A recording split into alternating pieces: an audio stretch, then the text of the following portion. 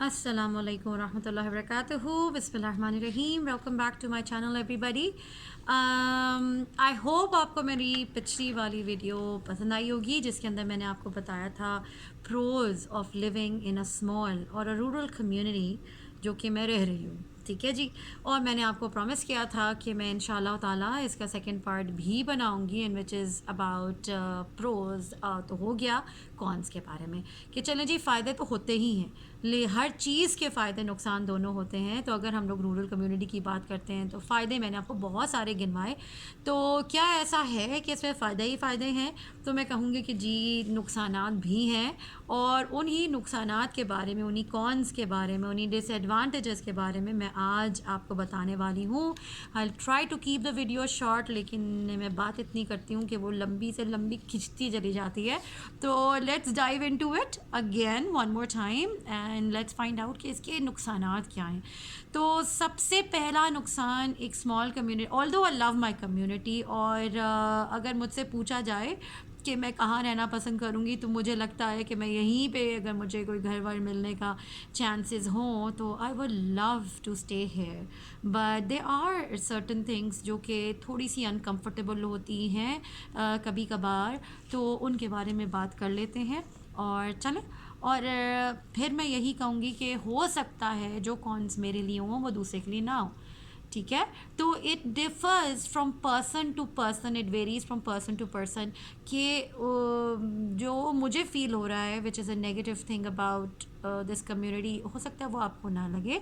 तो it's perfectly fine, हर इंसान different होता है, दे आर इंडिविजुअल डिफरेंसेस, और यही तो ब्यूटी है लाइफ की। ठीक है, अदरवाइज तो ज़िंदगी मोनोटनस हो जाए। तो लेट्स टॉक अबाउट इट कि पहला जो मुझे फ़ील हुआ यहाँ पे रहने का वो ये है कि जी, मैं एज अ मुस्लिम, हम सब के लिए, अपने ख्याल है फॉर ऑल द मुस्लिम्स, ये बहुत इंपॉर्टेंट होता है कि जहाँ पे आप रहते हो वहाँ पे मस्जिद हो।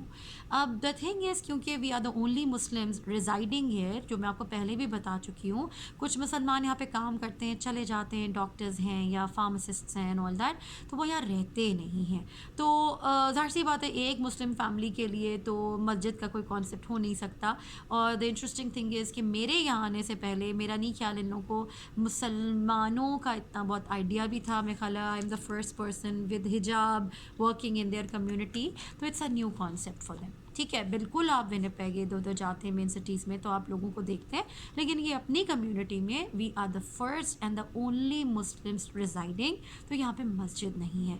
जो मुझे फ़ील होता है कि जुमे की नमाज़ हो गई स्पेशली, या हम लोग क्योंकि सऊदी से आए हैं तो हमें इतनी आदत थी कि बाजमात मेरे हस्बैंड, मेरे बच्चे नमाज़ अदा करते थे, और वो उसकी बरकत ही अलग होती है। और औरतों को भी, जो भी सऊदी में रिज़ाइड करता है, आपको मालूम होगा कि औरतें भी मस्जिदों में जा सकती हैं। तो यहाँ तो पहली बात तो मस्जिद ही नहीं है। दूसरी बात कि तो ज़ाहिर सी बात है, आपकी बाजमात नमाज आप बहुत मिस करते हैं, स्पेशली ऑन फ्राइडेज़ बहुत ज़्यादा ये मिस करते हैं क्योंकि स्कूल्स आर ऑन। तो होता ये है कि अगर आप थोड़ा सा होता है ना, लंच ब्रेक में नमाज़ पढ़ ली जाके, या आपने कुछ भी करके आप मस्जिद जाके थोड़ा सा आप एक अच्छा फ़ील करते हैं, वो बहुत ज़्यादा मिस करती हूँ। तो मैं कहूँगी सबसे बड़ा नुकसान of living in a small community जहाँ पे मुसलमान ऑलमोस्ट ना होने के बराबर हो, ये होता है कि आपको मस्जिद नहीं मिलती। ठीक है जी।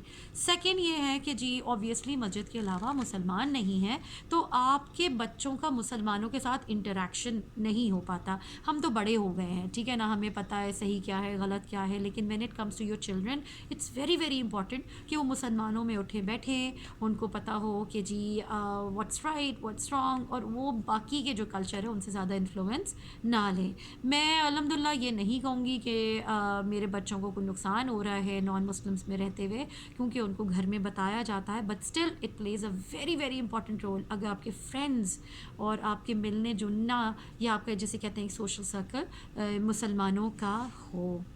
अब हम कहेंगे कि जी, कल्चर डिफरेंस भी है। कल्चर डिफरेंस बिल्कुल है, क्योंकि अगेन जो हमारी हमारी हर चीज़ इन लोगों से मुख्तलिफ है। तो बहुत सारे ऐसी चीज़ें होती हैं जो कि आपको इग्नोर भी करनी पड़ती हैं कि it's okay. For example, I don't want to even name those, जैसा फॉर एग्ज़ाम्पल यहाँ पे लॉटरी और लकी ड्रॉज और गैमलिंग, एंड कसिनोज़ काफ़ी कॉमन हैं यहाँ के कल्चर में, जो कि हमारे यहाँ नहीं होते, या हमारी ड्रेसिंग्स इनसे डिफरेंट है, या हमारी इबादत करने का तरीका इनसे डिफरेंट है, हमारा फूड इनसे डिफरेंट है. There are so many things which are different, but again थोड़ा सा कल्चरल डिफरेंस तो हर जगह आता है, लेकिन वो यहाँ पे भी है. ठीक है जी. उसका मैं ये बोलूँगी कि कल्चर डिफरेंस में मैं आगे जाके आपको उसके बारे में डिटेल में बताती हूँ. इसके अलावा ऑलमोस्ट तकरीबन ज़ीरो पे सोशल लाइफ चली जाती है, क्योंकि जैसा मेरी बहुत अच्छी फ्रेंड थी यहाँ पे, मैं हर एक से बात करती हूँ, आई am a very very social person, लेकिन जहाँ पे घर में आने जाने वाली बात होती है, फैमिली टर्म्स होते हैं, फैमिली रिलेशंस होते हैं, आप उन्हीं से करते हैं जिनसे आपके हस्बैंड वाइफ बच्चे सब कंफर्टेबल हो, तो वो यहाँ पे नहीं हो पाता. तो वो एक फैक्टर है जिसमें आपका ऑलमोस्ट ज़ीरो पे सोशल लाइफ चली जाती है. ठीक है, मैं मिलती जुलती ज़रूर हूँ, लेकिन फैमिली जो होता है ना कि जी फैमिली फ्रेंड्स टाइप की चीज़, वो बहुत मिस की जाती है यहाँ पे. अब समटाइम्स फॉर एग्ज़ाम्पल ईद हो गया या बड़े फेस्टिवल्स हो गए जो मुसलमानों के होते हैं, उस पे this place gets really boring, because हम वही स्कूल जा रहे होते हैं, हम वही ऑफिस जा रहे होते हैं, और इवन अगर हम छुट्टी ले भी लें, जो मैं ले भी लेती हूँ ईद के लिए स्पेशली, तो आपको समझ नहीं आता आप घर में करें तो करें क्या, क्योंकि ना आप कहीं जा सकते हैं, क्योंकि है ही नहीं कहीं जाने के लिए. और आप कहाँ जाएंगे, आप ऑब्वियसली एक दूसरे के घर मिलने मिलाए ईद की मुबारकबाद देना या ईद के पार्टीज़ के लिए ही जाते हैं, और आप कहाँ जाएंगे ईद के ओकेजन पे, तो वो नहीं हो पाता. तो it's gets really boring on Eid specially.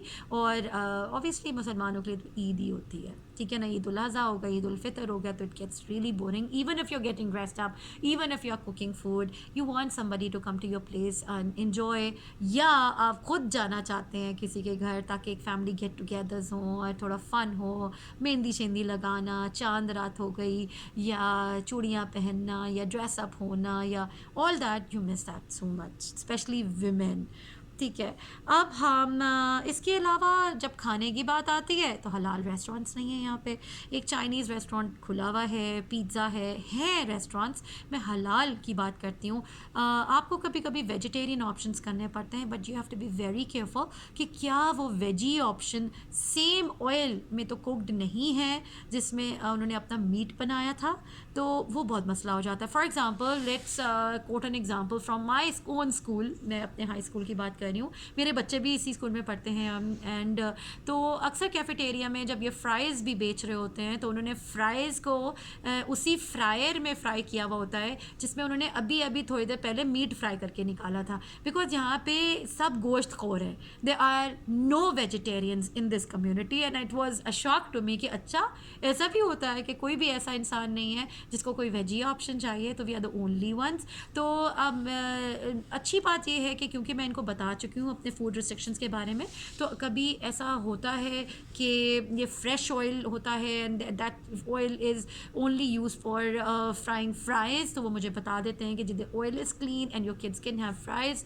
Then वो मेरे बच्चों को देते हैं. अदरवाइज़ वो फ्राइज़ को बेक करके देते हैं. अल्हम्दुलिल्लाह ये भी बड़ी नेमत है कि they take care of you. लेकिन in general there are so many times कि मेरे बच्चे कुछ नहीं खा सकते कैफेटेरिया से, तो वो सारा मेरा होममेड फूड ही खाते हैं. ठीक है, तो ये एक बड़ा नुकसान है कि आप अपने बच्चों को पैसे नहीं दे सकते कभी कभी. कि वैसे तो मैं बिल्कुल अगेंस्ट हूँ कि जी लंच घर का ही अच्छा लगता है मुझे, मेरे अम्मा अब्बा ने किया था तो मैंने भी किया बच्चों के लिए और मैं कर भी रही हूँ. तो मुझे कभी कभी होता है कि आपके पास टाइम नहीं है या बच्चे चाहते हैं बाहर से खाना, तो वो पॉसिबल नहीं हो पाता. इसी तरह से चाइनीज़ रेस्टोरेंट है, तो उसके अंदर भी ये होता है कि ये यू नेवर नो कि उसमें किसना है, तो आपको बस अल्लाह का नाम लेके कभी आपने वेजी ऑप्शन खा ली, और तो ये थोड़ा सा रिस्ट्रिक्शंस हैं. और इसके अलावा ज़ाहिर सी बात है एक्टिविटीज़ मैंने आपसे कहा था, रीना भी है और चीज़ें भी हैं, लेकिन अगेन अगर आपको उन एक्टिविटीज़ में इंटरेस्ट नहीं है देन आपको मसला हो जाएगा. जैसा आपको आइस हॉकी में इंटरेस्ट नहीं है, आइस स्केटिंग में मसला नहीं है इंटरेस्ट, आपको किसी और चीज़ में इंटरेस्ट है तो वो मसला हो जाएगा. और इसके अलावा रेक रूम नहीं है अगर, या और घूमने फिरने की जगहें नहीं, या पार्क्स नहीं हैं, या दो सो मैनी एक्टिविटीज़ जो सिटी में अवेलेबल होती हैं, रेस्टोरेंट से लेकर सिनेमाज से लेकर या शॉपिंग मॉल से लेकर या what ever, what ever kind of activities, वो ऑब्वियसली बहुत लिमिटेड हो जाती हैं। तो दे आर लेस एक्टिविटीज़। अगर आप उन्हें इन्जॉय करते तो जाइए, अगर आप नहीं इन्जॉय करते तो बोरिंग हो जाता है कभी कभी। अगेन मॉल्स नहीं है तो शॉपिंग नहीं हो सकती, तो आपको ज़्यादातर ऑनलाइन शॉपिंग पे ही रिलाय करना पड़ता है। और ऑनलाइन शॉपिंग, शॉपिंग का मतलब है कपड़े, जूते and all that extra stuff. Not, I am not talking about the food at the moment, I am talking about the not the necessities, the needs. ठीक है जी। तो ये कहानी होती है कि बहुत दफ़ा तो आ जाता है, बहुत आराम से डिलीवर हो जाता है, but they are certain stores जो इस पोस्टल कोड पे डिलीवर नहीं करते। वो बहुत कम होते हैं, लेकिन मैं आपको बता रही हूँ कि sometimes it does happen like that. ठीक है जी। अब हम बात करते हैं ग्रोसरी के लिए। तो ग्रोसरी शॉपिंग मैंने आपको पहले ही बताया था कि there is a grocery service जिससे मैं फूड मंगवा लेती हूँ अपना, लेकिन यू हैव टू पे अ सर्टन अमाउंट। और कभी कभी ये होता है कि वो स्टोर्स जहाँ पे आप पर्सनली जा सकते हैं वहाँ पे वो नहीं जाता, बिकॉज उसका एक सर्टन एरिया है जहाँ से वो शॉप करता है। वो आपको बता देता है कि जी मैं तो नॉर्थ एंड से शॉप करता हूँ सिटी के, and I can not go to the south end of the city. और कुछ हलाल स्टोर्स जो फूड आप कंज्यूम करते हैं, जो यहाँ पे नहीं कंज्यूम हुआ करते, वो वहीं पे अवेलेबल है साउथ एंड से। तो ऑब्वियसली अगर आपका ग्रोसरी डिलीवरी सर्विस वाला जो बंदा है वो वहाँ नहीं जा रहा साउथ एंड पे जहाँ पे आपको चीज़ें चाहिए, तो आपको उन चीज़ों को सेक्रीफाइस करना पड़ता है ना। तो वो एक थोड़ी सी अनकंफर्टेबल सिचुएशन कभी कभी क्रिएट हो जाती है, नॉट ऑल द टाइम। तो वो आप ओवरकम कर लेते हैं, बट येस वो कभी कभी प्रॉब्लम होता है। अब अगर आप चाहते हैं कि जी आपको ग्रोसरी खुद बाय करनी है, तो you have to travel all the way to Winnipeg, और जो मैंने आपको बताया 2.5 आवर्स पे है। तो अगर आप पैसे बचाना चाहते हैं अपने नाइट स्टेज़ के जो कि होटल्स में होते हैं, तो आप डे ट्रिप रखिए। डे ट्रिप का मतलब है आप सुबह 2-2.5 घंटा ट्रैवल करके जाइए, 3-4-5 घंटे जितने भी दिन आपने शॉपिंग करनी है आप करिए, और उसके बाद आप उसी दिन शाम को वापस आ जाइए। हमने ये करके देखा, it gets really really tough, और लेकिन हो जाता है। यहाँ के लोग बहुत यूज्ड टू हैं, उन्हें फील नहीं होता, बिकॉज वो रही यहाँ से रहे बचपन से। तो ये एक छोटा सा मैं कहूँगी कि थोड़ा डिसएडवांटेज है कि आपको कभी कभी टफ़ हो जाता है। और अगर आप प्लान करते हैं कि आप वहाँ पे स्टे करें, तो स्टे करने के लिए आपको होटल का पे करना पड़ता है, आपको ऑब्वियसली फूड्स का पे करना पड़ता है, खाना कहाँ से खाएंगे, दोपहर का, रात का एंड ऑल दैट। तो और ये सब चीज़ें आपके एक्सपेंसेस में ऐड हो जाता है, तो इसका आपको अलग से अमाउंट रखना पड़ता है। इसके अलावा मैं कहूँगी कि जी चलें छोटी छोटी पहले बातें डिस्कस करते हैं हेल्थ के बारे में। यहाँ पे बिल्कुल क्लिनिक है, आप अपना चेकअप करा सकते हैं, लेकिन द थिंग इज़ यहाँ पे अपॉइंटमेंट्स आपको महीनों लग जाते हैं लेने में। उसका वजह ये है कि डॉक्टर्स यहाँ पे विज़िट पे आते हैं, यहाँ पे डॉक्टर्स कोई all the time they are not available. तो आप ये नहीं कर सकते कि जी हर रोज़ हर हफ्ते डॉक्टर होगा, उसके डेज़ हैं फिक्स्ड उस एवरी वीक। तो आपको वेट करना पड़ता है अपॉइंटमेंट पे। फॉर एग्ज़ाम्पल मुझे अपॉइंटमेंट मिली है मार्च में और मैंने टेस्ट करवाए थे दिसंबर में। तो आप सोच सकते हैं कि 3 महीने के बाद की अपॉइंटमेंट मुझे मिली है for a very simple thing कि भाई जी ब्लड वर्क हुआ या जो भी आपका एक रेगुलर चेकअप्स होते हैं, तो उसके लिए भी मुझे 3 महीने के बाद मिली है। अब वो ये होता है कि अगर आपको अर्जेंट जाना है तो आप जाइए नेबरिंग कम्युनिटी में, बिकॉज वहाँ पे हॉस्पिटल्स मौजूद हैं। आधा पौना घंटा ट्रैवल करिए, आप वहाँ पे पहुँचिए, उससे अपॉइंटमेंट लीजिए और वहाँ जाइए, अपने स्कूल से हाफ डे लीजिए। तो ज़ाहिर सी बात है फिर आपको अपनी लीव्स लेना पड़ती हैं, जो आप कोशिश करते हैं ना लें। अगर क्लिनिक में होती है तो मैं क्लिनिक में अराउंड 3:30 की अपॉइंटमेंट लेती हूँ हमेशा, and they know it because I am a working women.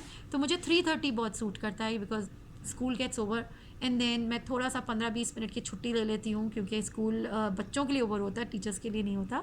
और अल्हम्दुलिल्लाह principal is very cooperative, so he just gives me the permission to go 15 minutes earlier. तो वो बहुत कन्वीनियंट होता है। और अगर आपको नेबरिंग कम्युनिटी में जाके लेना पड़े तो आपको स्कूल से लीव लेना पड़ती है या वर्क प्लेस से आपको लीव लेना पड़ती है, तो वो थोड़ा सा इनकन्वीनियंट हो जाता है।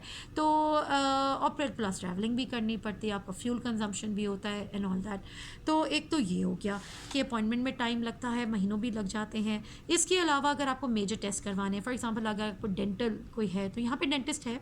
अगेन बहुत टाइम लगता है अपॉइंटमेंट लेने में, और अगर आपको मिल भी जाए तो वो बहुत सारे काम नहीं कर पाता, उसके लिए आपको रेफ़र करता है किसी और नेबरिंग कम्युनिटी के डेंटल क्लिनिक में। तो मेरा जो डेंटल क्लिनिक है वो यहाँ से 1 घंटा दूर है, तकरीबन 1.25 घंटा बोलेंगे, तो मुझे फिर लीव लेना पड़ती है उसके लिए। और अगर वो यहीं होगा तो मैं क्या कर सकती हूँ कि मेरा फ्यूल भी बचेगा, मेरा टाइम भी बचेगा, मेरी लीव भी बच जाएगी और मैं करवा लूँगी, तो ये थोड़ा डिसएडवांटेज में आ जाता है।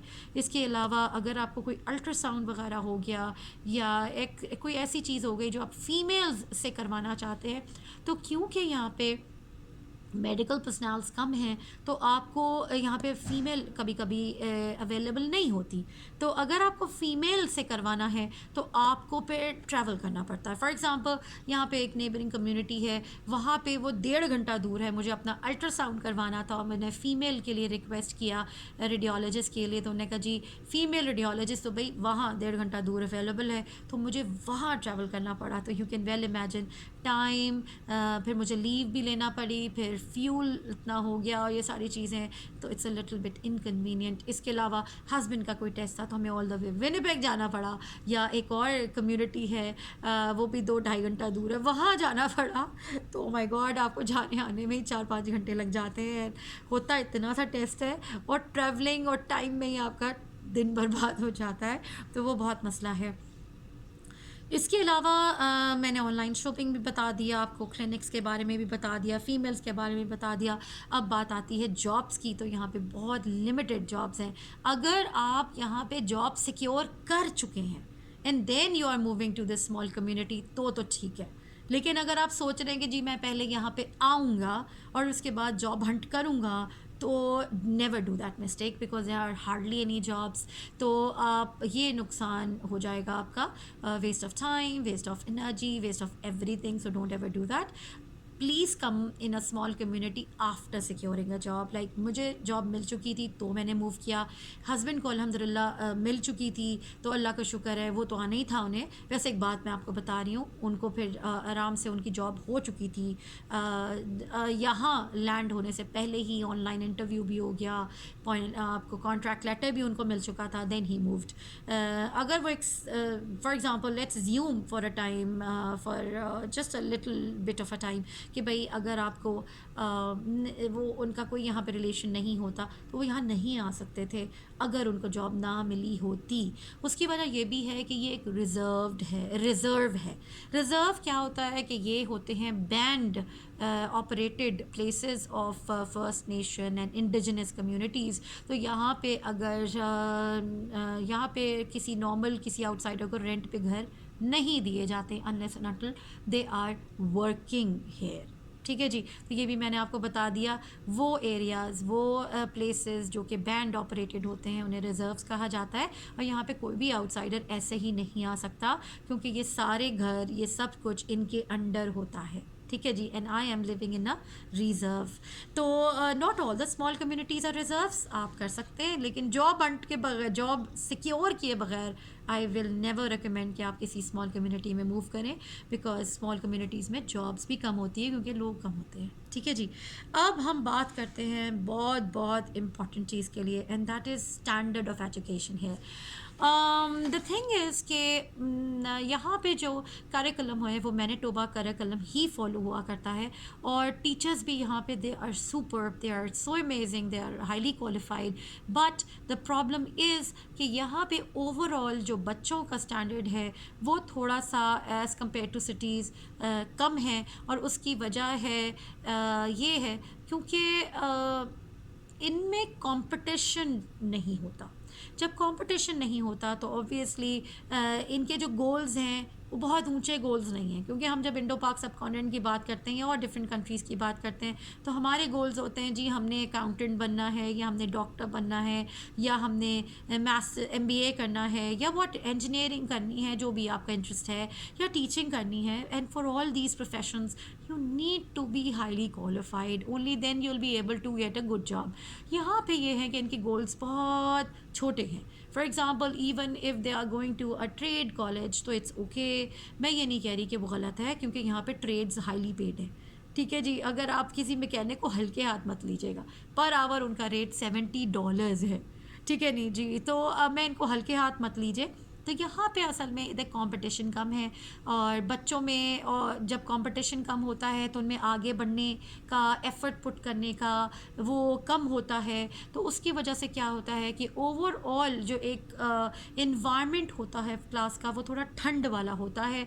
तो उसकी वजह से क्या होता है कि आप अगर अपने बच्चों को चाह रहे हैं कि जी कंपटीशन हो, बच्चे ज़्यादा मेहनत करें, बच्चे आगे से आगे जाएं, तो वो थोड़ा सा नहीं हो पाता।